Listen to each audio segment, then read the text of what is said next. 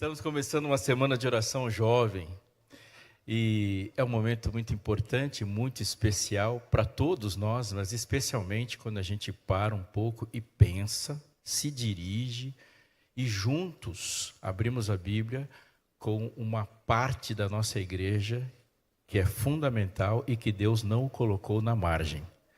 Nós estamos falando dos filhos da igreja. Nós estamos falando daqueles que daqui a pouco estarão escrevendo os parágrafos finais dessa história.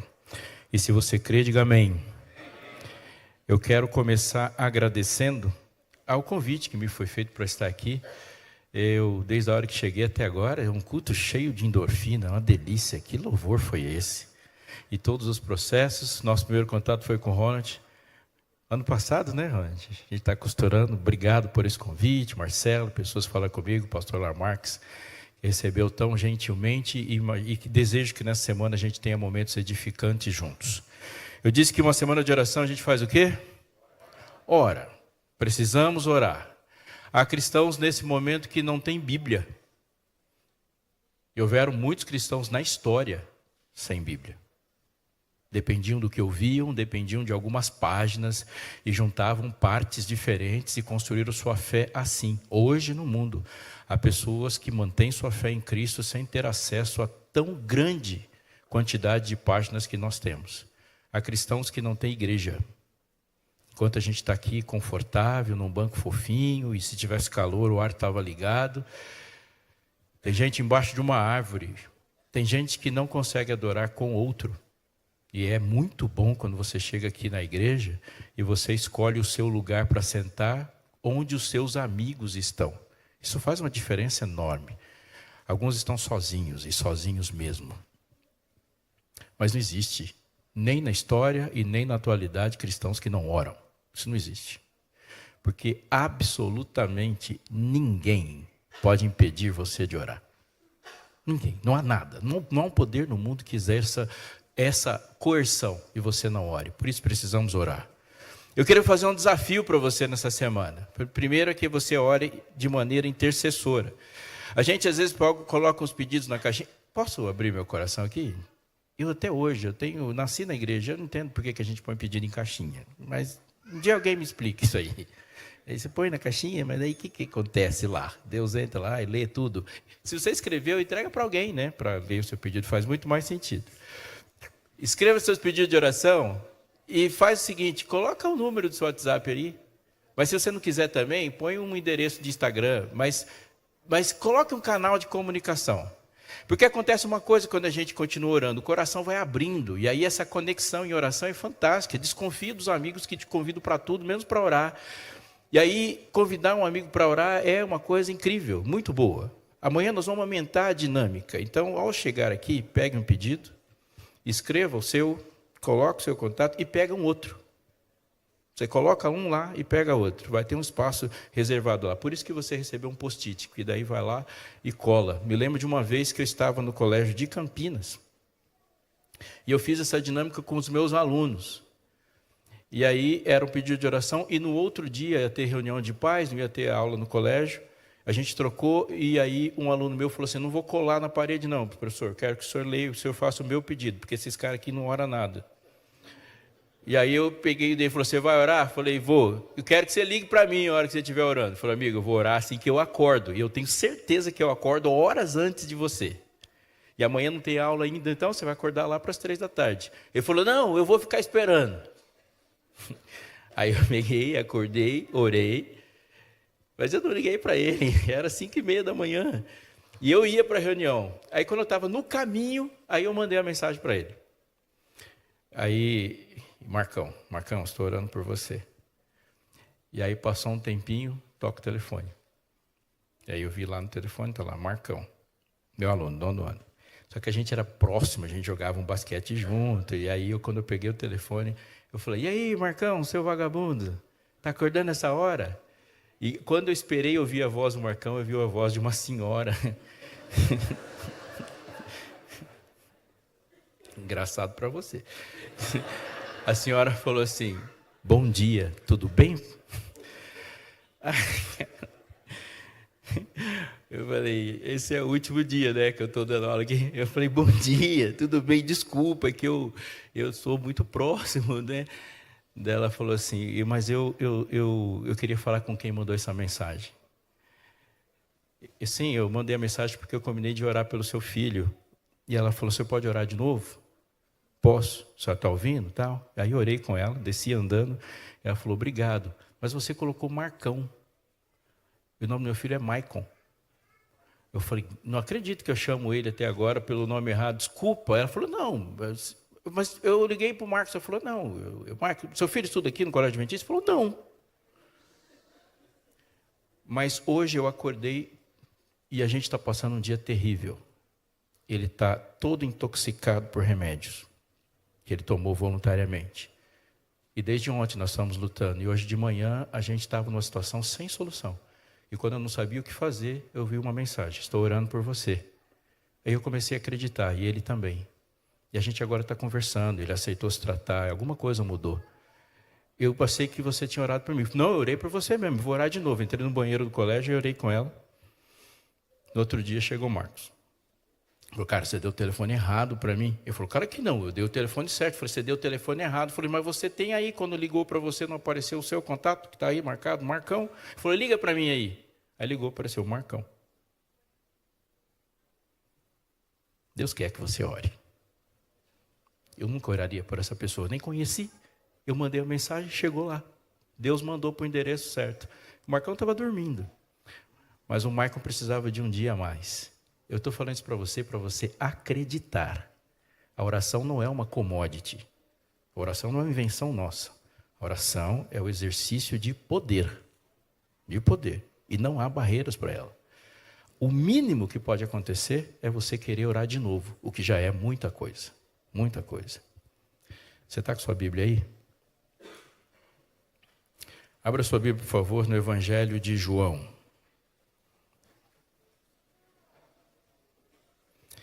Eu quero ler com você um texto que está a partir do verso 31 do capítulo 13. Eu já te explico por que a gente começa do final do 13. Evangelho de João, capítulo 13, verso 31. Achou? Daqui eu estou olhando muita gente que eu sei o nome, então caso você durma, eu vou te chamar pelo nome. Certo, Josias? Você dormiu, eu chamo pelo nome, tá bom? Apesar que você é a última pessoa que eu quero tratar mal nessa vida. 13:31.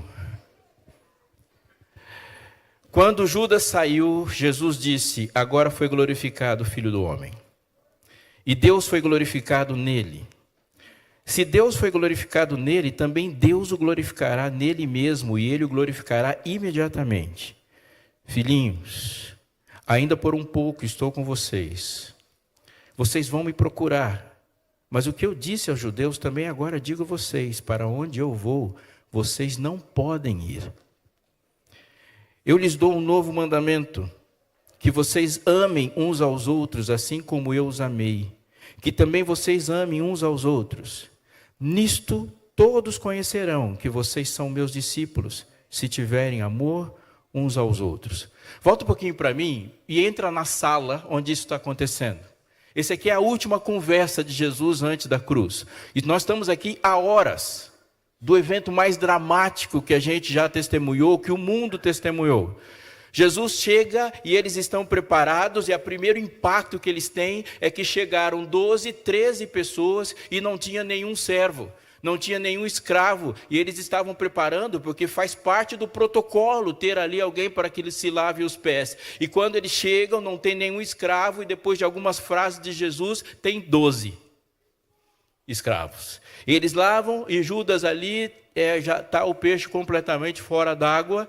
Há palavras dramáticas já sendo faladas, há um lava-pés que começa tenso, daqui a pouco dá uma aliviada. Pedro protagoniza uma situação constrangedora, Jesus está constrangendo ele, falou, Jesus, você não está percebendo quão esquisito que é você ficar lavando o pé?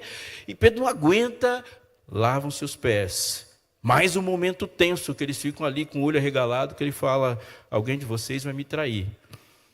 Todo mundo de novo com o coração apertado. Aí Judas sai e dá uma aliviada.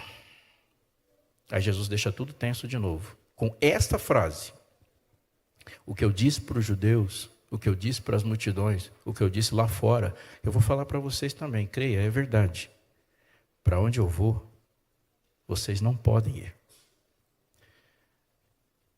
Entra no coração de todos eles e imagine essa cena. Se você já se despediu na vida, você sabe mais ou menos o que está acontecendo aqui. Se você já ficou num leito e você sabe que o relógio está contando contra, pensa no peso que é isso aqui. É mais do que você está naquela formatura que você sabe que os seus colegas agora viraram concorrentes. É mais que isso. É dizer um tchau, tchau.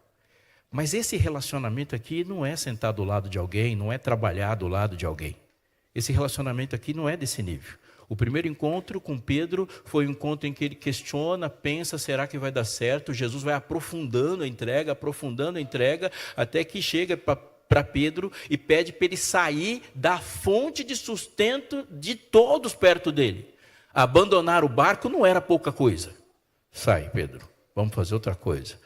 E cada segundo da vida de cada um deles foram desmanchando a sua vida e foram organizando a vida com Jesus. E vai vivendo aqueles momentos esquisitos, estranhos, e agora eles já estão decididos que eles não vão para nenhum outro lugar que não seja com Jesus. Aí Jesus chega e fala assim, para onde eu vou, vocês não vão.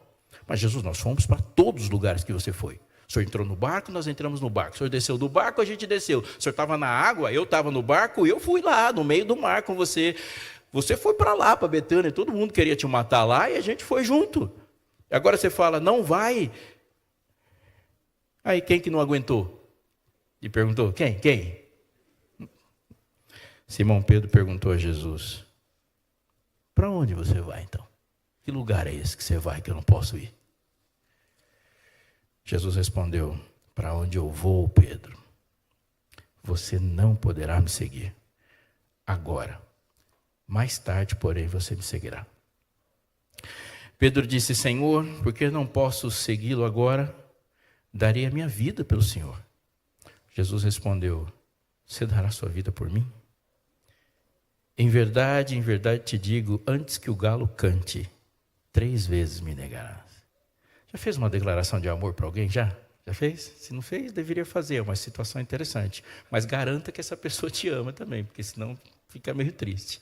Já fez? Agora, pensa numa declaração de amor, bonita, né? Senhor, eu vou morrer por você, por ti eu entrego minha vida. Entrega nada, você vai me negar. Eu me lembro de uma situação que eu vivia há alguns anos atrás, que eu tinha uma namorada. Está transmitindo? Então, deixa eu olhar para a câmera e dizer assim, Luciana, eu só estou contando essa história para mostrar como as pessoas evoluem, tá bom? Eu tinha uma namorada e eu não tinha R$1. E chegou o dia dos namorados. E aí eu falei, preciso fazer alguma coisa. Mas não tinha nada, não tinha dinheiro. Para não dizer que eu tinha R$1, eu tinha dinheiro para comprar uma caixa de bombom. E aí eu peguei e falei assim, eu vou fazer um negócio então à mão, que é mais significativo, né? Na minha perspectiva. Aí eu peguei um vidro que minha mãe tinha, já estava jateado, todo fosco, assim, vou fazer um desenho da hora aqui. Só que daí eu vou no supermercado, vou comprar uma caixa de bombom, vou encher o vidro de bombons e vou entregar para ela, né? Aí eu peguei o vidro, deixei tudo no esquema, aquela tampa de madeira, sabe aqueles vidros de palmito, que é grandão, que dá para fazer os negócios? Quando eu estou indo para o supermercado, já chegando na esquina do supermercado, quem que eu encontro? Ela, minha namorada. Ela não falou muitas palavras para mim, mas ela falou uma frase no centro do nosso encontro, você está indo no supermercado? Falei, estou, no dia dos namorados, né? Você não vai comprar um presente para mim no supermercado. Falei, não, vou comprar um presente para minha namorada. E ali acabou o namoro. Se você não sabe namorar com um pobre, você tem que namorar com a pessoa errada. Você está namorando com a pessoa errada. E se você está namorando, se preparando para casar, você tem que se acostumar com o supermercado. Que se existe uma coisa que casado faz, é ficar indo ao supermercado. Já ali me deu umas perspectivas. Mas eu ia fazer a declaração de amor da minha vida, falar para ela essas coisas. Ela quebrou. Pedro chega para Jesus e fala, Jesus, para ti darei minha própria vida. Não.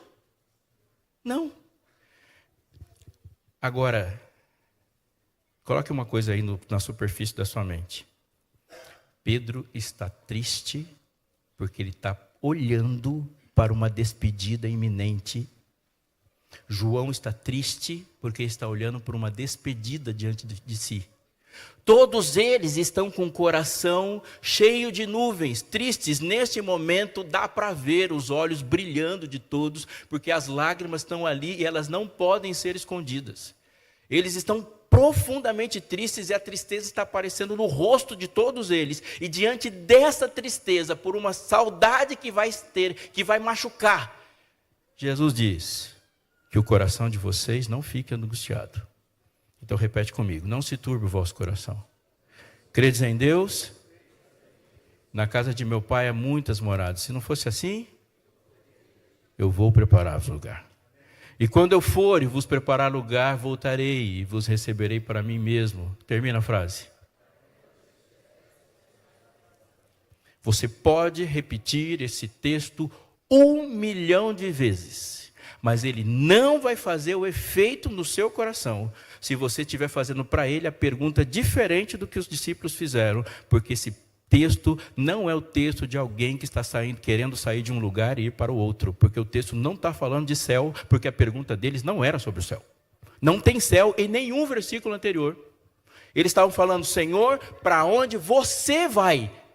Eles não sabiam para onde Jesus ia. Ele podia estar dizendo assim: eu estou indo lá para Samaria, eu estou indo para um lugar onde não tem nada, eu estou indo para o meio dos cactos, eu estou indo para o deserto, eu estou indo para um lugar que não tem água, eu estou indo para Bagdá. Eles não sabem para onde ele vai e eles não estão nem aí para onde ele vai. Eles querem estar com ele. Ele não está falando de céu, e o coração deles não está triste porque a terra é um lugar ruim e o céu é um lugar bom. Não tem nada a ver com isso o texto. Eles estão tristes porque essa frase é terrível. Eu vou para um lugar onde você não pode me seguir. Mas ela é profundamente teológica. Profundamente teológica. Ela não pode ser encolhida pelas vezes que nós encolhemos o céu na teologia. Veja bem. Para onde eu vou, você não pode ir, é essencialmente uma resposta à causa do pecado. Mas os vossos pecados fazem o quê? Separação entre vós e o vosso Deus. Para onde eu vou, você não pode ir, é uma frase que define o pecado. Você não vai mais. Se você começar a perceber o que aconteceu em todos os movimentos do pecado, eu vou fazer um movimento aqui. Eu estou aqui com Jesus e decidi dar um passo para longe de Jesus. Foi isso que Adão fez. Ele está com Jesus, ele tem um contato com Jesus, ele está diretamente ligado a Jesus e por uma decisão de rebeldia, ele se afasta de Jesus. Aqui agora ele não pode falar: vou voltar. Isso nunca aconteceu.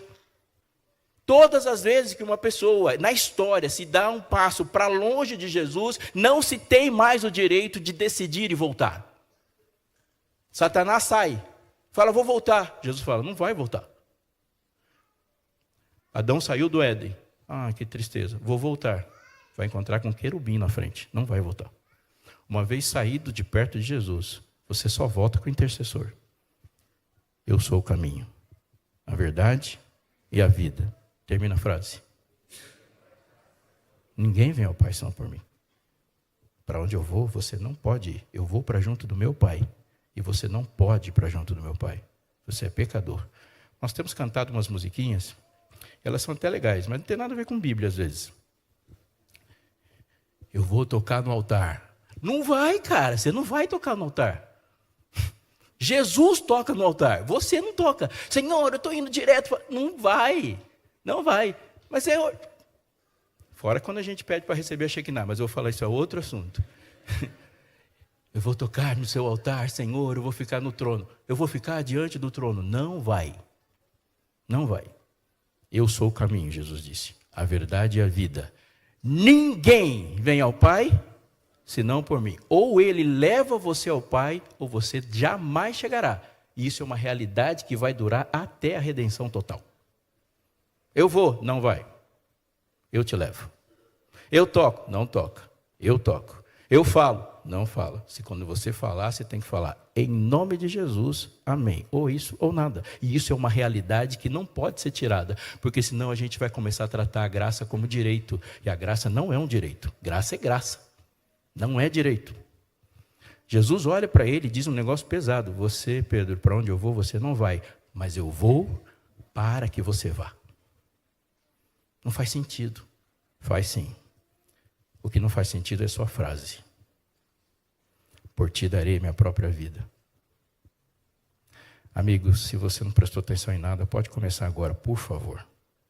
Porque Jesus coloca uma frase bem no meio, que ela não pode sair do lugar onde ele colocou. Primeiro há uma pergunta. Senhor, por que eu não posso? Depois tem uma declaração, eu vou dar a vida para você. Depois tem uma negação total, você não vai. E agora ele fala, eu vou fazer o seguinte, Pedro. Na casa de meu pai há muitas moradas, mas o objetivo não é você morar bem. O objetivo é você morar comigo. E para que você morar comigo, eu vou. Agora, olhe um pouquinho, você que fez Enem.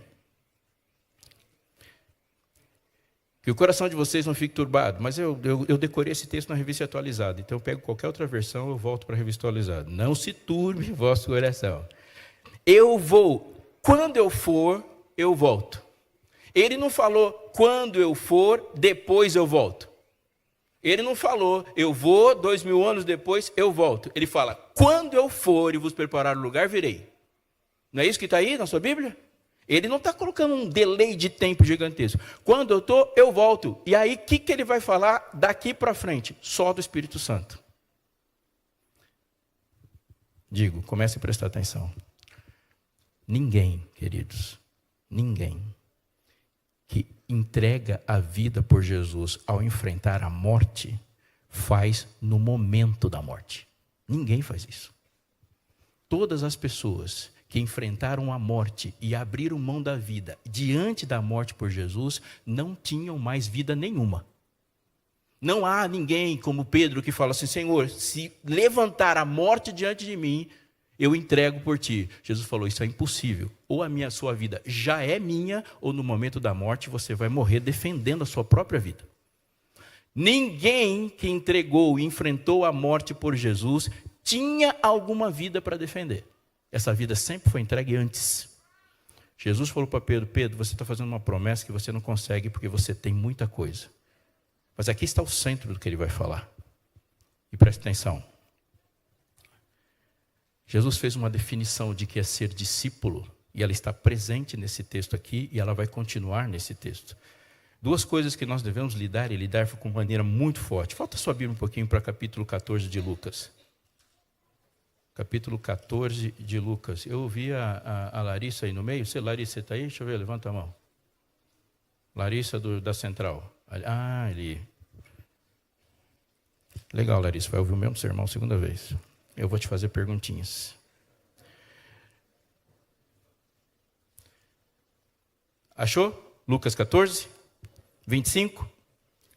Grandes multidões acompanhavam Jesus e ele, voltando, lhes disse. Gente, posso falar um negócio para vocês? Jesus não é fofo. Ele é descrito na Bíblia por muitos nomes. O Alfa e o Ômega, o Leão, ele é um monte de coisa. Você pode citar um monte de nomes aí. E desses nomes até da capa de Bíblia. Mas ele não é fofo. O seu travesseiro é fofo. Sua almofada é fofo. Seu namorado pode ser fofo. Jesus não é fofo. Jesus é Jesus. Aí algumas pessoas falam, mas você está pregando um Jesus muito bonzinho. Não dá para aumentar a bondade de Jesus. Impossível aumentar a bondade. Mas também não dá para colocar fofura nele. Ele veio para te salvar. E ele está dizendo uma coisa que a gente não gosta de pensar, porque tem uma multidão seguindo ele, e ele vai fazer um discurso completamente contrário à nossa metodologia performática. Ele vê a multidão e fala, tem muita gente aqui. Se alguém vem após mim e não me ama mais do que ama o seu pai, a sua mãe, sua mulher, e os seus filhos, e os seus irmãos, e as suas irmãs, e até a sua própria vida, o que está escrito aí? Não pode ser meu discípulo. É o critério básico. Critério básico. E quem não tomar a sua cruz e vier após mim, o que está escrito? Não pode ser meu discípulo. Quando ele fala, você não pode amar absolutamente nada mais do que eu. Essa frase aí não é ainda a frase que ele falou. Você não pode amar nada além de mim. Eu não sou apenas a pessoa que está lá no fundo do seu coração. Eu sou a pessoa que está na porta do seu coração. E eu controlo tudo que entra. Todas as entradas do seu coração que são autorizadas a você amar são os meus amores. Amar, pois, o Senhor teu Deus de... mas eu tenho que amar o Senhor e meu Pai. Não, o amor pelo seu Pai é o amor dele. Porque ele ocupa todos os amores do coração são os amores dele. Se você ama algo que ele não ama, está ocupando espaço indevido. Você não deve amar o seu pai mais do que mim, porque você está gerenciando esse amor. Não, quem gerencia seu coração sou eu, porque eu ocupo ele todo. Mas eu gosto de berinjela. Tá bom, então eu gosto também. Se eu não gosto, você também não gosta. Se eu amo, você também não ama. Todo. Eu sou o amor total. Mas ele diz mais uma coisa sobre a vida. Quando a gente pensa na cruz, a ideia imediata é de morte, certo? E não está errado pensar nisso. Mas a cruz é um espetáculo público. Portanto, a cruz é um processo de tortura que termina com o fim da respiração de uma pessoa sobre ela. Mas antes disso, lembre de Jesus. A pessoa colocava a cruz nas costas e atravessava como espetáculo público até o local da crucifixão. Não foi assim que aconteceu com Jesus? A cruz é um símbolo que Roma diz: sobre você está o peso do império, e a sua morte é inevitável. Quando uma pessoa atravessava uma cidade com a cruz nas costas, todo mundo sabia: ele está morto. Ele não vai escapar. É um morto-vivo. Ninguém tem dúvida do destino. Todo mundo sabe que não há nenhuma possibilidade de ele estar vivo nos próximos momentos. Ele vai morrer, porque é Roma contra ele. É o império, e a cruz é o peso do império sobre alguém. E ele vai atravessar a cidade como um morto, ele sabe que está morto. Quando Jesus diz que pegar a cruz e seguir, ele não está falando do ato de morrer. Ele está falando dos passos que se dá sem ter controle nenhum sobre si. E todos os passos que serão dados, e tudo que se sentirá agora, se sentirá por causa daquela força que colocou a cruz sobre você. Ele falou: não é Roma que coloca a cruz sobre você, sou eu. E você anda assim, é o caminhar. Se você estiver escolhendo o seu destino, você não pode ser meu discípulo. Se você estiver escolhendo a sua vida, você não pode ser meu discípulo. Quando você quiser ser meu discípulo, você tem que entregar tudo. Tudo. Quando Deus nos chama para entregar tudo, qual é a coisa mais difícil de ser entregue? Me ajuda aí. Esquece essas frases prontas de crente aí que ninguém entende nada. O que você entrega? Qual é a coisa mais difícil de ser entregue? Falei para não fazer frase pronta de crente. O que é o eu? Egoísmo, a vontade. Vou pegar egoísmo e vontade. Vocês concordam que entregar a vontade é terrível? Mas quando a gente tem vontade de quê?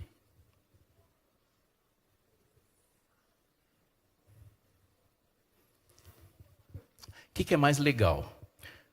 Fazer um gol na final do campeonato escolar ou voltar para a sala de aula depois que você fez o gol?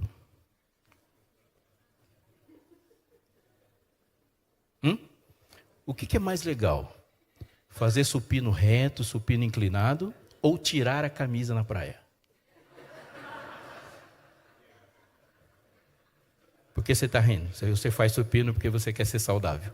Se você quiser ser saudável, você faz caminhada. A gente não faz musculação para ser saudável. A Teru faz musculação para ser saudável. Você não faz não, que eu sei que não. Gente, eu estou viajando? Eu perguntar se você faz musculação. Meu irmão ensinou isso para mim. Você faz musculação? Faço. Por quê? Porque eu quero me sentir bem pelado. E está tudo certo. Gente, muitas coisas que nós fazemos, nós chamamos de objetivo, mas não é o objetivo. E o objetivo está oculto. E isso é desmascarado por Jesus. Desmascarado. Ele fala assim: eu quero postar um vídeo, mas eu não quero postar um vídeo porque eu quero postar um vídeo. Eu quero postar um vídeo porque eu quero ser reconhecido e ter um monte de seguidor. Eu quero olhar lá depois e saber que aquilo me deu relevância. Eu vou usar uma palavra. No final das contas, o que a gente quer é ser feliz. Eu quero felicidade. Mas anote essa frase: quando Deus te chamou para encontrar-se com Ele, você se encontra com Ele em um altar e não em um balcão. Em um balcão você chega com uma coisa e sai de lá com outra. Como qualquer balcão da história. Você coloca uma moeda e sai com alface. Você coloca o cartão e sai com tênis. Você coloca alguma coisa e sai com outra. Quando você vai para um altar, o pecador chega com uma ovelha e volta sem uma ovelha. E quando ele fala que você é o sacrifício vivo, você chega e não sai mais. Você não vai para Jesus levando alguma coisa e achando que vai sair com outra. Você vai para Jesus levando alguma coisa e acabou. Mas Jesus, isso não faz sentido. Só isso faz sentido. Só isso faz sentido. Abraão, sai da tua terra, da tua parentela e vai para um lugar que eu te mostrarei. Isso é entrega total? Não, não é. Sai da cidade e eu te dou uma nação. Isso não é uma entrega total, isso é uma troca. E ele tem que confiar que a troca vai acontecer, porque ele não está vendo isso. Mas não é entrega total, ele está recebendo. Abraão, vou te dar um filho. Ele tem filhos? Não. Deus está colocando alguma coisa na vida dele ou está tirando? Está colocando. Ele está saindo de lá. E onde está a fé? A fé está em acreditar que esse filho vai vir contra todas as impossibilidades. Mas ele está recebendo. Abraão, pega teu filho. Teu único filho a quem amas. Vai para um lugar que eu te mostrarei. E entrega-o lá em holocausto. O que Abraão entregou? Tudo. Por que ele entregou tudo? Porque um pai que vê um filho morrer nunca mais será feliz. Abraão entregou no dia Isaac e todos os outros dias da vida dele, ele entregou sua alegria para Jesus, porque ele não é mais alegre. Senhor, eu vou entregar meu carro para você, porque se eu entregar para ti, o Senhor vai me dar uma alegria. Você não está entregando, você está trocando. É por alegria, mas é troca. Mas no final das contas, tudo que nós fazemos é por alegria. Tudo que nós fazemos é por felicidade. As pessoas estão casando porque elas querem ser felizes, estão descasando pelo mesmo motivo. As pessoas estão estudando porque querem ser felizes e estão parando por causa disso também. As pessoas estão saindo do emprego por causa dessa própria felicidade. As pessoas vão para o shopping por causa da satisfação de sair de lá. E você fica fazendo compra lá pela internet, pela alegria de um carteiro chegar na sua casa e entregar uma coisa legal, fora um boleto. Mas é tudo isso é por alegria. Algumas pessoas têm essa satisfação em grana. Outras falam, eu não gosto de coisas materiais, mas você está recebendo compensação de uma outra forma. Aí Deus fala, entrega tudo. Tudo, Senhor, entrega tudo, é entregue a sua felicidade. Porque se você ainda está contando com a sua própria alegria e está gerenciando, você vai defendê-la. E quando você pisar na igreja e não sentir sua alegria, você vai embora daqui. Tudo completamente. Eu vou ir para o fim. Eu estou indo para o fim, desde a hora que eu comecei, né? Mas eu vou para a conclusão agora. Mas é necessário que você pense em uma coisa. E aí a gente vai entender o final do versículo. Jesus deu uma definição de vida eterna que era completamente diferente da que a gente pensou. O que é vida eterna? Nós pensamos em vida eterna em um tempo infindo, não é assim? Aí quando chega para Jesus, fala, Jesus, o que é vida eterna? Ele fala, vida eterna é me conhecer. E a vida eterna é esta, que conheçam a ti, o único Deus verdadeiro, e a Jesus Cristo a quem enviaste. Senhor, vida eterna não é viver muito? Vida eterna é me conhecer. Isso é vida eterna. Mas como que a gente fala de eternidade sem falar de tempo? Quando a gente fala de eternidade, nós estamos falando de um tempo infindo. Ele não está falando de um tempo infindo, ele está falando de um relacionamento infindo. Vida eterna é me conhecer. Mas vai comigo, não é uma viagem. Conhecer é a mesma palavra que ele usa para um casamento. É a mesma palavra que ele usa para uma união sexual entre duas pessoas. E aí o Isaac, qual é a palavra que está lá? Conheceu Rebeca. Mas quando a pessoa conhece outra no sentido disso, ele usa a mesma expressão, gente. Ela se torna um com ela. E Jesus também usa a mesma expressão. Quando Isaac conheceu Rebeca, ele se tornou um com Rebeca. Quando Adão conheceu Eva, ele se tornou um com Eva. E quando ele vai falar de você conhecê-lo, ele vai falar assim, e você se tornará um comigo. Conhecer a Jesus é se tornar um com Ele. Quando Isaac conheceu Rebeca, você não vai ver mais nenhum movimento de Isaac que não esteja com Rebeca, porque eles são um. Quando Abraão conheceu Sara, não tem mais nada de Abraão sem Sara, porque eles são um. E quando Abraão chegou para Deus e falou assim, meu herdeiro vai ser Eliezer Damasceno. Não, não é um filho nascido de você. Ah, então vai ser Ismael. Não, é filho seu com Sara, vocês são um. Ah, vai ter um filho com Sara. Isso, um com ela. Se você se torna um com o ser imortal, você vive para sempre. Mas para você tornar um, você não pode levar nada para Ele. Queridos, você quer mais de Deus? Se sim, diga amém. Então anota em nome de Jesus essa frase. Você só terá mais de Deus quando Deus tiver mais de você. Você só vai conhecer o tudo de Deus quando Deus conhecer o tudo de você. Porque cada coisa que você tem, que é sua, é uma coisa de Deus que você não tem. Quanto maior for as suas coisas, menos coisas de Deus você tem. Quanto maior for a sua experiência, menos experiência de Deus você tem. Quando Deus se aproxima de alguém, nós vamos prontos para receber algo dele, e ele vem pronto para receber algo de nós. Moisés, o que você tem na mão? Quando Moisés tinha algo na mão, ele era capaz de cuidar de ovelhas. Quando o que Moisés tinha na mão estava na mão de Deus, ele abriu o mar. O jovem chega para Jesus e fala, Senhor, eu tenho tudo. Aí Jesus fala, uma coisa te falta. Se me falta, então me dá. Não, o que te falta, você me dá. Me entrega, dá tudo que tem. O que está te faltando é entregar tudo.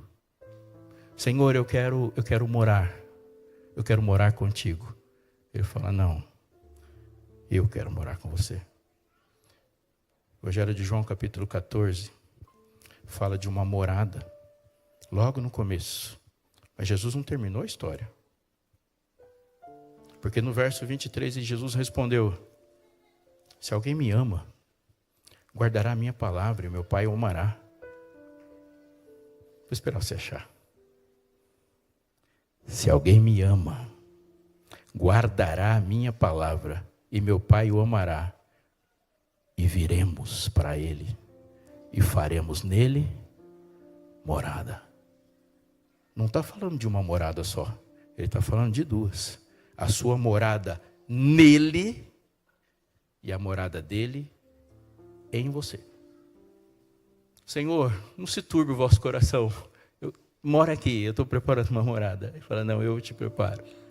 Pedro, só depois disso entrega a vida por mim. Antes disso, se enquanto você tiver alguma coisa, você vai defender o que você tem. Naquele domingo 16 do primeiro mês, aqueles 12, aqueles 11 não tinham nada. Lá no Pentecostes, aqueles que estavam orando lá não tinham nada. Nada. Em menos de 100 anos, eles passaram de milhões. Por quê? Porque eles não tinham nada. No dia 23 de outubro de 1844, aquele pequeno grupo não tinha nada. Eles não tinham nem credibilidade. Eles não tinham moral com ninguém. Eles não tinham roupas. Eles não tinham casas. Eles não tinham bens. Eles não tinham nada. Nada. E quando eles não tinham nada, Deus falou, agora eu tenho tudo. E o tudo de Deus é extraordinário. Eles não tinham nada. O que você tem? O que você tem? Se você tem alguma coisa, Deus vai dizer uma frase radical. Ou você entrega, ou você não pode ser meu discípulo. Porque para você conhecer o meu tudo, eu tenho que conhecer o seu. Você vai encarar o Rei do Universo em breve. E obviamente há uma diferença colossal entre o que ele é e o que nós somos. Uma diferença infinita. Mas há duas coisas que Deus vai falar naquele dia, que nós vamos falar, eu também. Ele vai olhar para você e vai dizer, filho, eu te amo. E você vai responder, pai, eu também. Ele vai dizer, filho, para você estar aqui, eu entreguei tudo. E você vai dizer, eu também. Naquela reunião, haverá só um tipo de gente, divino e humano, que entregaram tudo. Todos ali que estarão cantando a canção do redimido, entregaram tudo para um Deus que entregou tudo. Mais de Deus. E Deus será grande em você quando Ele tiver um espaço grande na sua vida. Sucesso na vida com Deus não é pela quantidade de coisas que você recebe dEle, mas é pela quantidade de coisas que Ele recebe de você. Porque você, no final das contas, não aumenta em nada que seja para você. Os talentos mudam de quantidade, mas não de dono. Quando você estuda, Deus ganhou um diploma. Quando você compra uma casa, Deus ganhou uma residência. Quando você tem um filho, Deus ganhou um filho. Quando você faz musculação, Deus ganhou músculos.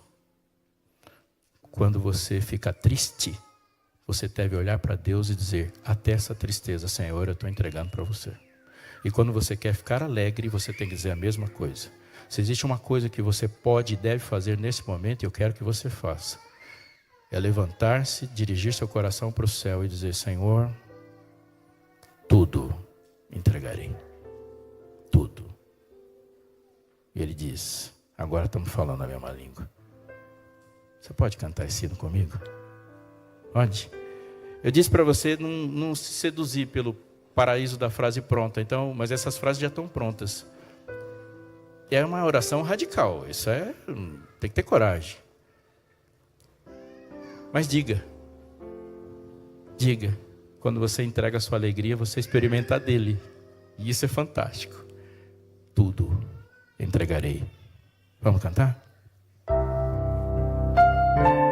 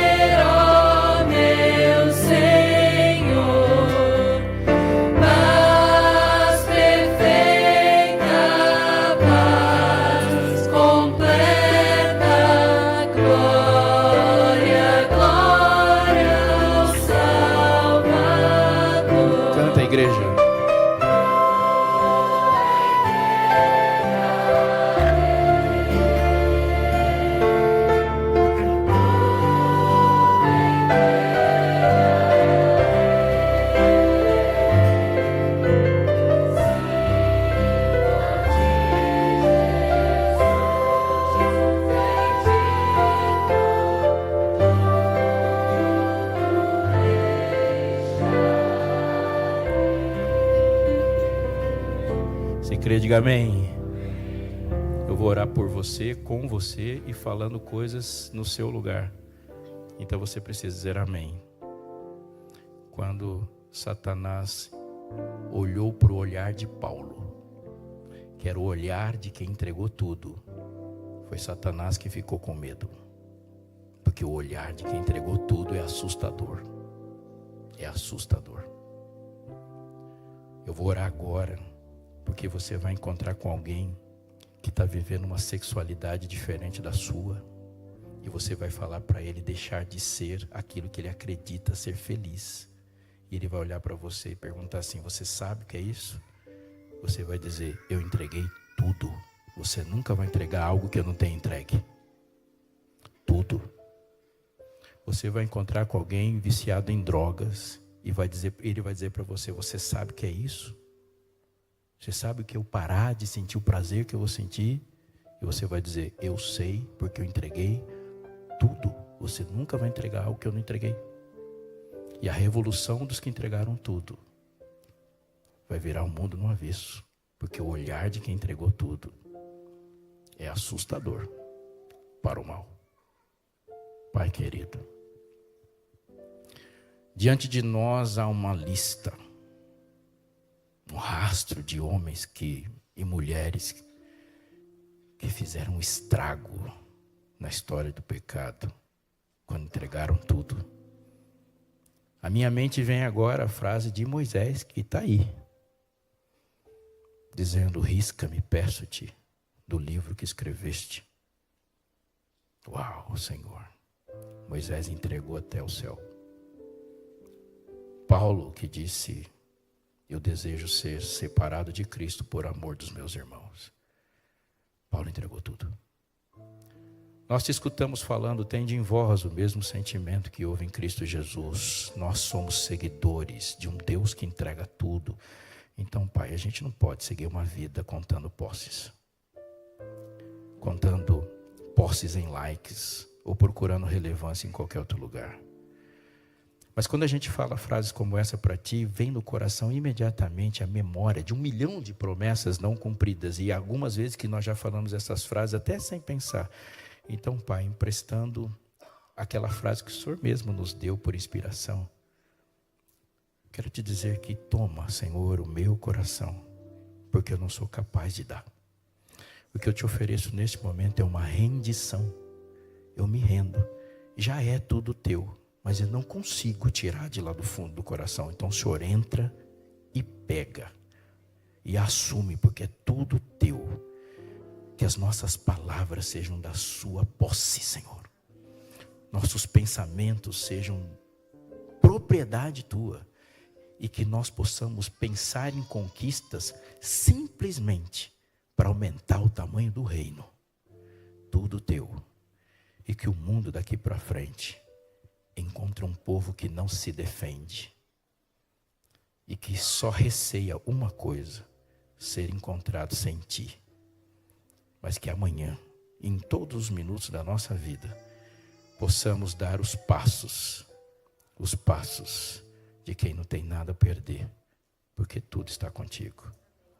A nossa oração, antes de dizer amém, em nome de Jesus, é que a gente quer ter um alvo como de Paulo. Já não vivo eu, Cristo vive em mim, e que essa vida seja para a tua glória. Faz morada aqui, Senhor, em nome de Jesus, amém.